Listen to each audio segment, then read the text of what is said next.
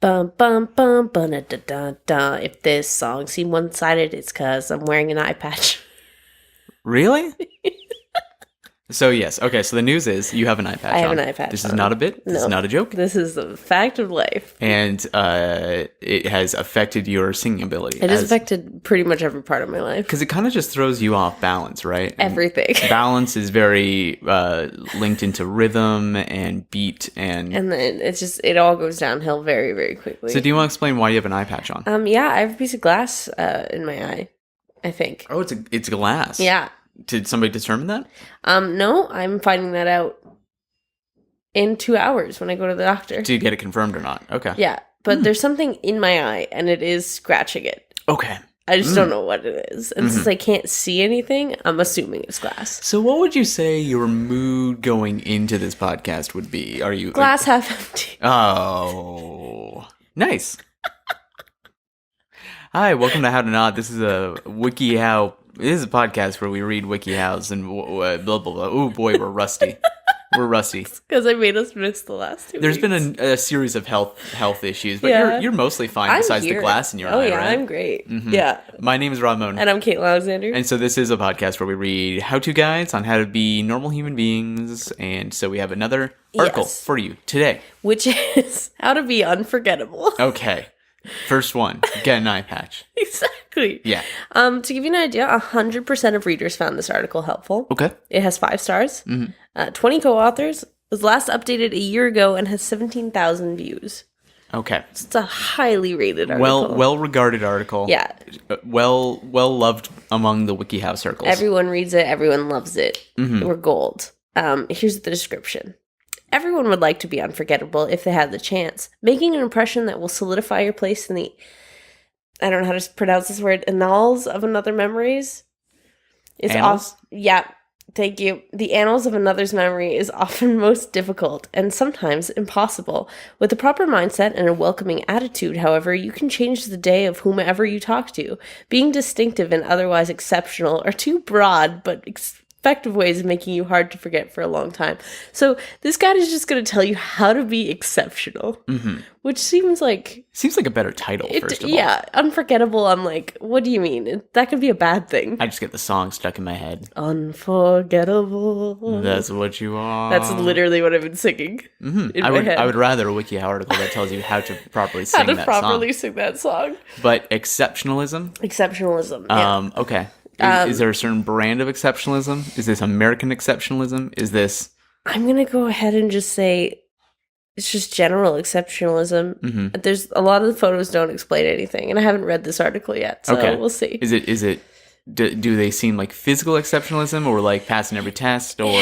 It feels like your exceptionalism is like based on who you are. So whatever you are naturally exceptional at is what you should use to make yourself unforgettable, which seems like decent advice. So everyone is special. Everyone in their is own special. way, which is another way of saying that nobody is. Exactly. I rewatched The Incredibles recently, so you're like, I know this. Getting ready for Incredibles 2. Excited. Going through the Brad Bird filmography Oh my God. with its potentially objectivist. I could get into a whole. Yeah. Go listen to the podcast Blank Check with Griffin and David. They talk about all the Brad Bird movies. They have their own theories about is he an Ayn Rand fan or is he not? What? Oh, you don't know about this? No. All right, slight detour. If you follow the Brad Bird movies, there is a strain through many of them. Okay. Of people being upset that society has stopped them from achieving their full potential. Okay. In The Incredibles, the superheroes aren't allowed to be incredible, and it's mainly shown in Dash, the super fast kid who isn't allowed to be in sports. Right. In Ratatouille, there's the whole, like, can anybody be a chef? No, but a chef can come from anywhere. It gets a little messy. Yeah. Tomorrowland is literally about, as far as I remember, but it's somewhere along these lines.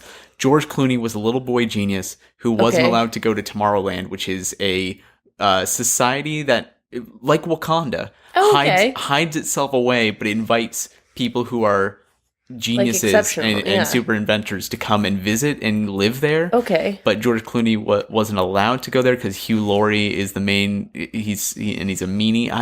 It's a description made me want to watch it. If you go to Tomorrowland's not great, but if you go to if you are super exceptional and society isn't allowing you to invent the things you want to invent, hey, you can go to Tomorrowland. I'm all for it. See, to me, this feels like how to be unforgettable is how to get yourself into a secret society in a very secret way, right? Okay. Because like if you want to belong to a secret society, you have to be exceptionally good at something. Now, what if I'm an exceptional fan of the filmography of Bradley Bird? What if I want to start a club of people who are really into just the staging and shots of and the aesthetic, how everything is set in the 50s and 60s, seemingly. Well, welcome to the Illuminati, my friend. If the Illuminati was just about a big Incredibles fan club, not or on some days they go for the Iron Giant. Oh yeah, but, it's rare. Okay, part 1. Feeling unforgettable. So in order to be unforgettable, you have to feel unforgettable. This is the first step. It's very important.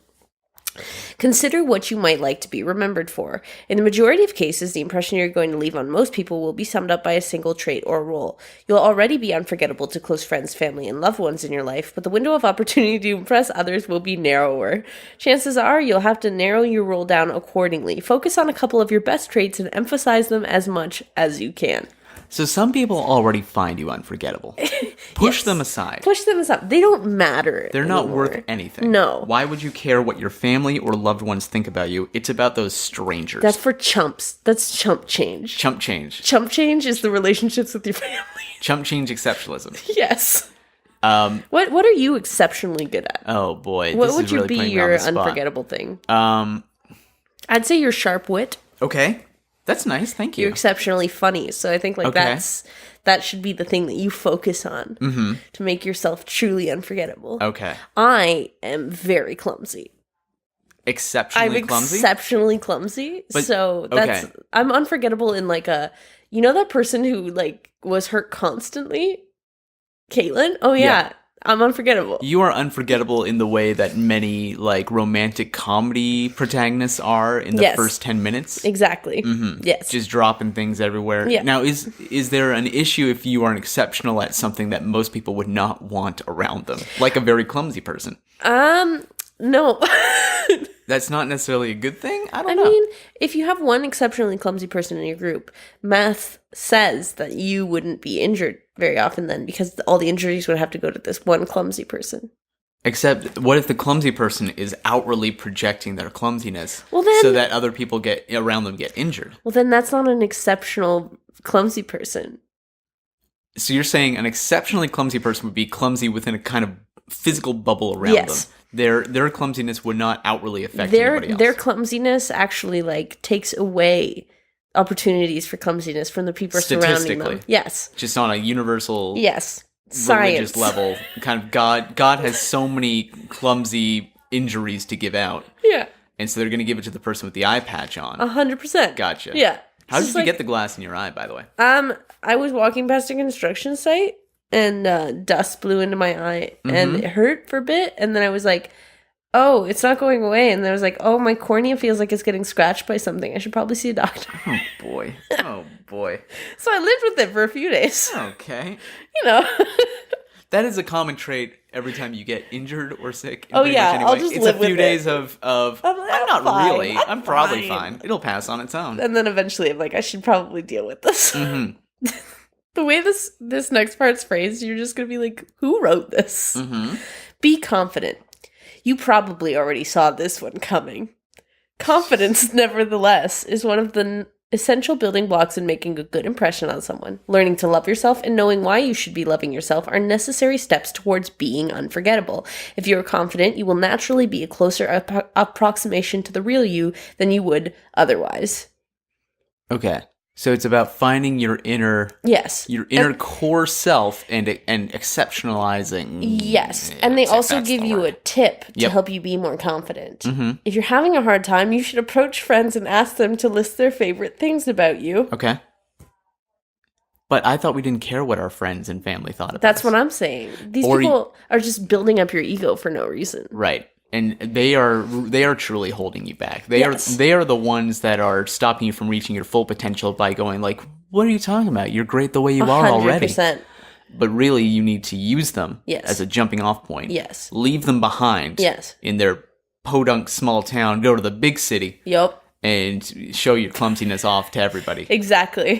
Gotta abandon those people. What would a one-person show of just exceptional clumsiness be? How can you exploit your skill, Kaitlyn? How could I exploit it? I think I would set up like, one of those like obstacle courses that are on TV where people who are good at things do them. Like American Ninja Warrior type stuff? Yes. Okay. Except for just people like me who can't do those things. And Right. then just watching that. That would be like I could exploit that on TV. People would love it. So in the same way that American Idol really just milks those bad auditions in the first It would be like episodes. a show of bad auditions for American Ninja Warrior. Is that whatever. Wipeout? I've never seen Wipeout. I've Is never that seen Wipeout either, but I feel like that might be what it is. Does Wipeout still exist? Does it? I don't know. I don't know. How many times can we say Wipeout without it sounding weird? How many times can we say exceptionalism without it sounding weird? We're already past that True. point to me. We're very in touch with the current TV landscape. Oh yeah. So- You've had to adjust your eye patch. oh yeah, it's just moving. Every time I smile, it's like goodbye. Oh, so you should stop I should smiling? stop Is what you're saying? yeah. The next part is embrace your personal eccentricity. Let's face it, no one ever made a permanent impression on someone without at least being a little weird and off-key. Even if you're a paragon of averageness, there's almost absolutely What a phrase. a So, subset of yourself you would usually prefer to hide away from the world. okay. A paragon of averageness. Are we sure that this doesn't have a lot of Ayn Randian objectivist lenience? I don't know. I mean, you know what they say, Ayn Rand is everywhere. Ayn Rand is in the air around us. It's like Ayn Rand's spirit never really leaves us. Ayn Rand never really rests. It's kind of weird that the same way that like Scientology so quickly created a whole religion about L. Ron Hubbard being some sort of... Actually, I'm losing... I've lost a little bit of the details over the years about... Is L. Ron Hubbard their Jesus? Is he their prophet? Something like that? I've not done enough research. But Ayn Rand has not yet gotten her own... She has not. Like, religious following in and that she way. deserves it, doesn't she? And Probably not. That's what we're changing here today. 25 episodes into this podcast, we can finally reveal the real reason that this show exists. Recruitment for Randology. Yeah, okay. Yeah. Yeah. Look, do you ever feel like you're just stuck listening to podcasts because your friends and family won't let you be truly exceptional in how much you listen to All the time. podcasts or something? I started my own podcast because I felt so unacceptable. I was going around and just talking to everyone About and WikiHow articles. and they didn't want to listen to me. They did not. And that's society holding me back. That's society as a whole not allowing me to embrace my inner potential. That's society flipping you a big bird. So I made a podcast. Yes. Just the same way, and soon I will demand that people start listening to the podcast, even if we don't have that much of an audience, and it seems to imply you that have to listen. people don't want to listen to the podcast. Do you remember? Well, I was trying to segue into, but I can't figure it out. It's a little early in the morning. Yeah. Do you know about the Ayn Rand? Atlas Shrugged. Yes, Shrugged is the Atlas book, right? Shrugged, yeah. You know they made a 3-part movie series out of that very recently? No. So the first movie No. was made and put out and didn't do well. Then the second movie it was like a new crew and film, and because like they couldn't afford it did so bad that they couldn't afford to do it at the same scale as the previous movie. And then that didn't do well. And like every single time, like the crew, the director, the actors all changed. It's just like I guess the producers just keep trying to make this happen. Then the third one, in what is the most anti-Ayn Randian thing possible, was crowdsourced. Oh my god! The entire point of objectivism being that if you do something and people will try and hold you back. Yeah. So you just, it's something about if you just do your best, everyone will recognize how great it is. And instead they decide people didn't like the first 2 times we did this, but we're not going to take the hint of that, and we are going to. I'm probably butchering the entire philosophy here, but there's a kernel of irony somewhere in here. For sure. It's early in the morning. I'm guessing no Ayn Rand fans are actually listening. Can you imagine? So no one is actually going to call me out on whatever I just butchered there. It's only Ayn Rand. It's their entire audience. Ayn Rand herself is still listening. As a ghost who haunts everybody and is in the air everywhere, she has a lot of spare time. She does. She can't write. She can't physically write anything anymore. No, so she just haunts everyone. She just looks at everybody else's personal achievements and judges them. Yeah. As wanting. As one does. Mm-hmm. This is the last step of feeling unforgettable, and it's just bullshit. Okay. You can't do this. Mm-hmm. Eliminate self-doubt. In what world will you ever live in a completely free of self-doubt mindset? Well, do they have any tips? They have... No matter how sure you are of yourself, there's always a chance when heading off the beaten path that you'll doubt what you're doing. If you're looking to be truly unforgettable, you'll be carving out a unique path for yourself in the process. It will be natural to have reservations, but it's important to keep your sights on the goals ahead of you. So no tips. Mm-hmm. Just eliminate it. Mm-hmm. Just stop it. Just stop it? No longer feel that. Mm-hmm. Just whatever you decide to do. To become unforgettable. Yeah. Charge in with an overconfidence. Oh, yeah. That is almost scary in how much... Like a Phelpsian overconfidence. A Michael Phelps? Yes. That's who you... He raced a CGI shark. I don't trust that man. He raced a CGI shark? Yeah. Is this a Shark Week? There was this Discovery thing during Shark Week. They're like, Michael Phelps is gonna race a shark in the ocean. And everyone was like, woo! And then they tuned in and it was the CGI shark that he was racing. Yeah. And people were disappointed, and I was like, what did you think? He was actually gonna, race a trained shark? What? Maybe. Well, this is a few years ago. It was quite the thing to watch. So who won? The shark. Because that interests me, because either... Who are the producers going to be loyal to and fix the race for? Because... the shark, obviously. Well, it's a CGI shark, so they can make it as fast or slow as they want. That's true. Michael Phelps has signed on to be in this special, so you think you'd play favors with him, but they're like, thanks, Michael, for signing on. We're going to make you look like a fucking chump. This shark is going to swim circles around you, quite literally. They were like, we invited you here as a joke. A nice little prank, and here you are. It's a nice little prank. Did you forget that we are the Shark Week people? Yeah, sharks, we love sharks. Sharks forever, motherfucker. Everybody works in Discovery has a Sharks Forever tattoo. They all slowly reveal at the same time while staring him dead in the eyes. They pull up their sleeves and reveal Sharks Forever. Eva. And Michael's like, damn it, I shouldn't have had so much lack of self-doubt.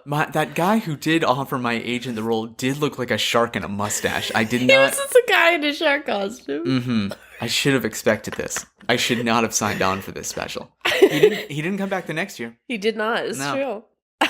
Okay, so part 2. That was feeling unforgettable. So I hope you feel unforgettable by now. Mm-hmm. I truly do. The next part is being unforgettable. Dress to fit your personality is the first part. Dressing well is an important part of most every situation, whether it's a work or a first date. As it happens, the way you dress and physically present yourself has a crucial impact on the way you are manifested in someone's memory. In most situations, it is recommended you dress cool but casual and to fit your body type. Okay. If you're looking to be truly unforgettable, however, you may want to go a step further. For instance, wear an otherwise respectable outfit, then throw a neon-colored boa scarf around your neck. Everyone likes an oddball. Okay. Have you ever doubted your outfit and then just been like, you know what? I'm just gonna jazz it up. Here's a feather boa. My outfit is not great, so what can I do to distract people from it? Double down. Oh yeah, just make it the worst thing I've ever seen. Just add a level of peacocking so that people think, oh, this is on purpose. It's literal peacocking. You're wearing I thought it was bad, but I'm the wrong person. Exactly. Because actually, it's meant to be. Exactly. Sure. Yeah. That's just a great way to go about life is if something is bad, just pretend it was on purpose and it's art or it's a choice and that anybody who questions you doesn't understand it. That is the truth. Like DC movies or something. Like DC movies. Like Zack Snyder movies. True. Everything bad about them was on purpose. Oh yeah. And you don't get it. Yeah, 100%. That's fine. I won't be wearing a feather boa anytime soon. The next part is what worries me a lot. Relax your social filter.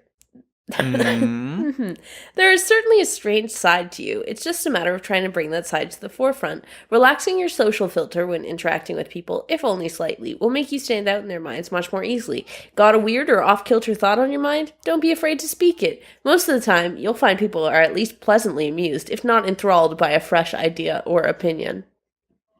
Okay. I'm just going to say, hazard a guess, that speaking that off-kilter thought in your mind, probably not a good idea in most situations. Mm-hmm. That seems to be, again, something along the lines of, like, just thinking that everything I think of is great. Oh, yeah. And worth sharing. And everyone needs to listen. It will enlighten everybody around me. Everybody has just not thought of this yet. Yeah. And that's why they're not saying it. That's the issue. Mm-hmm. Yes. The issue is that I haven't spoken yet. Exactly. Please let me speak. Will somebody please let me, a white man, speak? I feel so silenced. Can someone... That must be rough.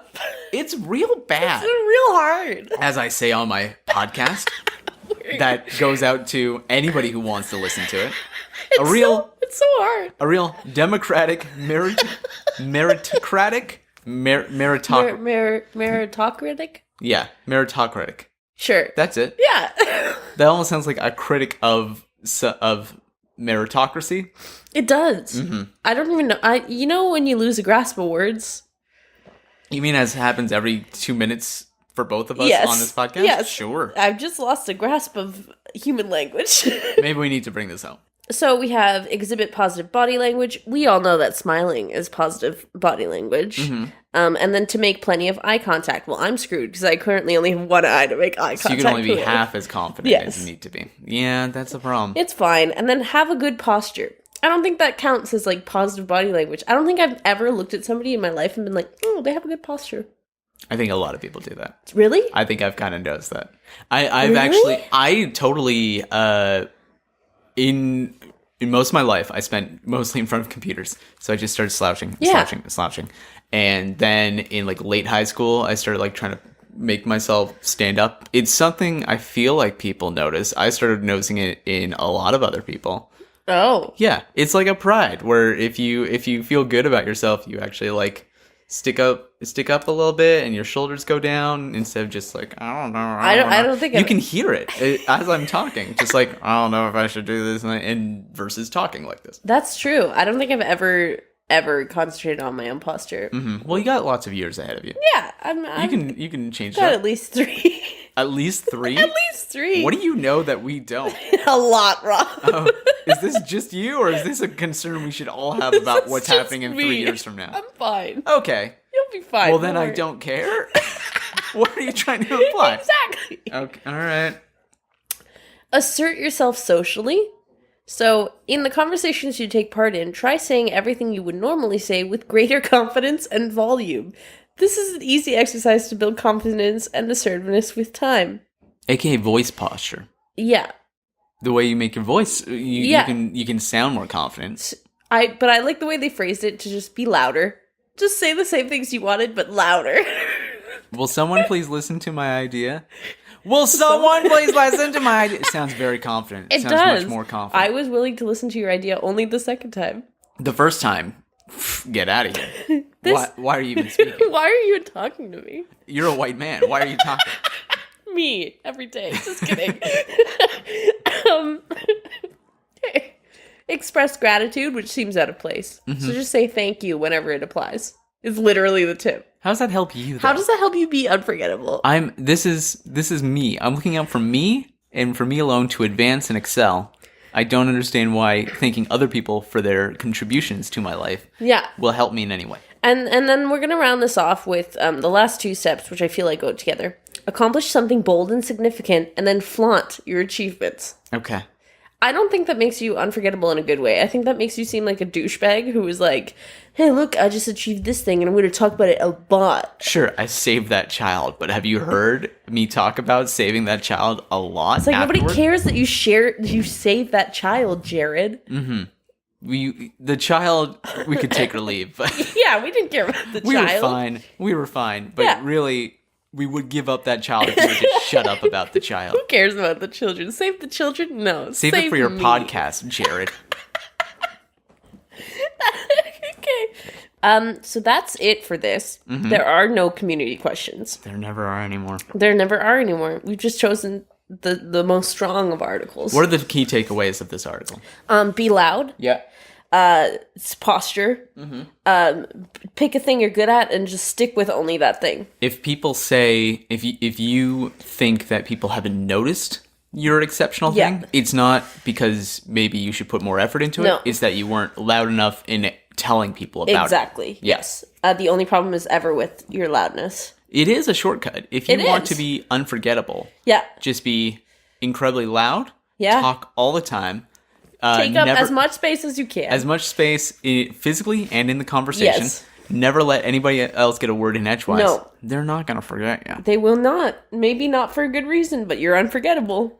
We have some, speaking of exceptionalism. Exceptionalism. We have 5-star reviews to read. Because we are that exceptional. Good Canadian Dorks by Barry Plaid in USA on April 26th. This makes me nostalgic for living in Ontario, and Rob and Kaitlyn are funny as hell. Suggestion, how to start a secret society. Very important information. Ooh, maybe we just kind of covered that one. That was good. Maybe the sequel to this is really how to then start your own cult and or religion. Does it say Good Canadian Goofs? Good Canadian Dorks.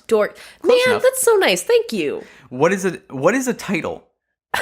I think they're responding to iTunes asking for a title for the request. Review? By Ollie Overdue from New Zealand. 5 stars. Ooh. I have no idea how to write a review. This is a serious, though. Honestly, enjoy podcasts very much. I do. This is very good. I like very much. I like that review. Yeah, it's very cool. Short and from New Zealand. That's fancy. 10 out of 10 by Jackie CS from the USA. Yeah. I love these too. I live in fear of the day they find the article I wrote in middle school. What's the article? An insider. Tell us, friend. Does this mean that the WikiHow people know of us? Oh, shit. Like the users have started spreading the word? I hope they haven't. Might be bad. Too funny. Some 2689 from Germany. Kaitlyn and Rob are just amazing together, and I can't help but laugh out loud in public, which I'm not very comfortable with. One day. I feel that. One day you can get One day you will be unforgettable and just embrace that loud laughing in public. That could be your exceptional skill. Yeah, laughing loudly in public. Mm-hmm. It's a great skill. If you want to leave a 5-star review on iTunes, do that. We will read it. We will consider if you include a mention of an article you want us to cover. You can also send article ideas to Twitter at HowToNotShow. Yes, both of those things are valid ways of contacting us. Mm-hmm. Yeah. That's it for today's episode. I hope you enjoyed it. I will play us out, and hopefully the beat's better this time. Ready? It never is. Well, no, you got some good ones. That was very overly mean. No, you got some good for making it up on the spot. Very good. For making it up is not bad. Okay, here we go. Unforgettable. Bow.